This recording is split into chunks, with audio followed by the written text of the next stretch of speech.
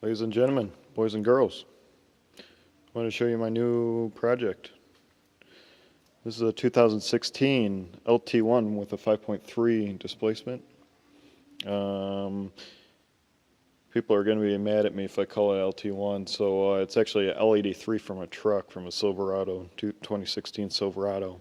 The truck burnt down and melted all the. There was a fire up here in the engine compartment. I don't know, like up by the upper rad, something electrical. But I got this from a junkyard for $700, complete everything. So I just been taking it all apart. So it had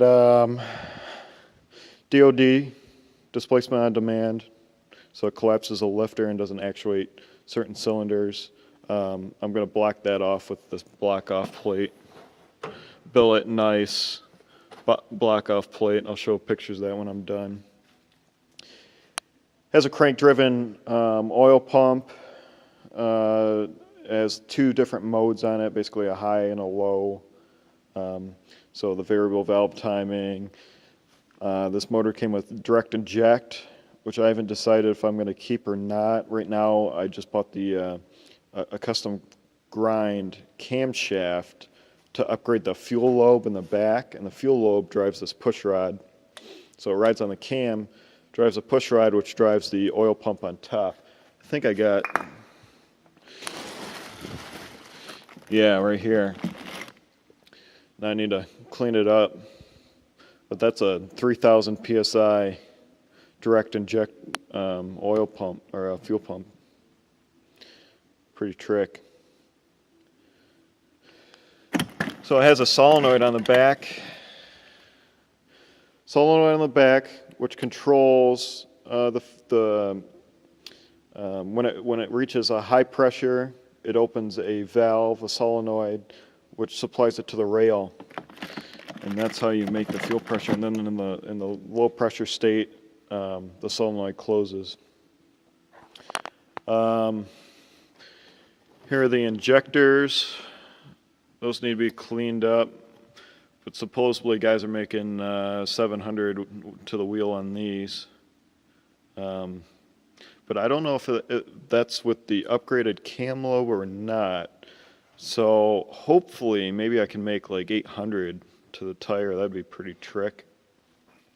Because I know the rods, Matt Happel's Sloppy Mechanics guys, those guys are making 850, almost 900 on these rods. This has the same rod as a Gen 4.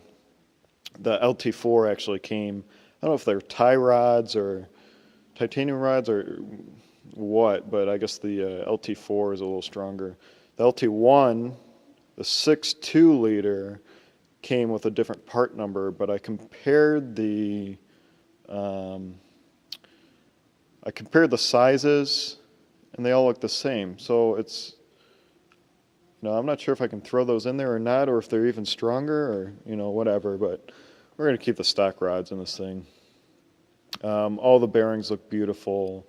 All I did was gap the rings. That's why I have it apart. So I went through and gapped all the rings. 25 thousandths on the top ring, 28 thousandths on the bottom ring, for a boosted application. It's going to burn a little more oil, but you're really not going to notice it too much.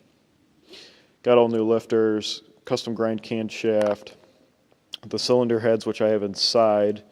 I upgraded the spring to a dual spring.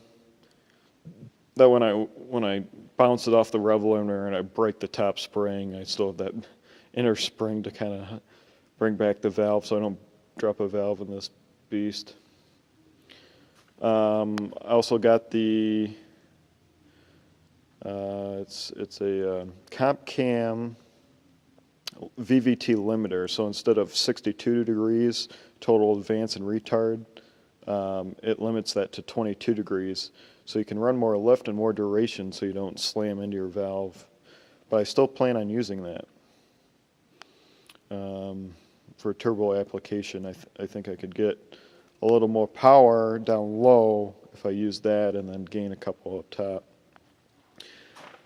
Back there, that bag, that's all the wiring that came from the truck and the stock ECU, Yeah, I don't really have too much else to share. I'll take a picture with this on top of the motor, but all it has is a block-off plate basically, so it's just O-ringed and kind of just goes on top, and then the intake goes on top of that. Pretty trick. It's a ICT billet. It's like a billet custom shop. Yeah, pretty cool. So I'll keep you guys updated. Hopefully I can make 800 tire of this thing. If not, I know some people are going to say, yeah, it's only going to make like 750. So let's plan on maybe like 750 and be happy with it. But I really want to knock the rods out of this thing and kind of go fast, make 1,000 tire. Okay. See you guys later.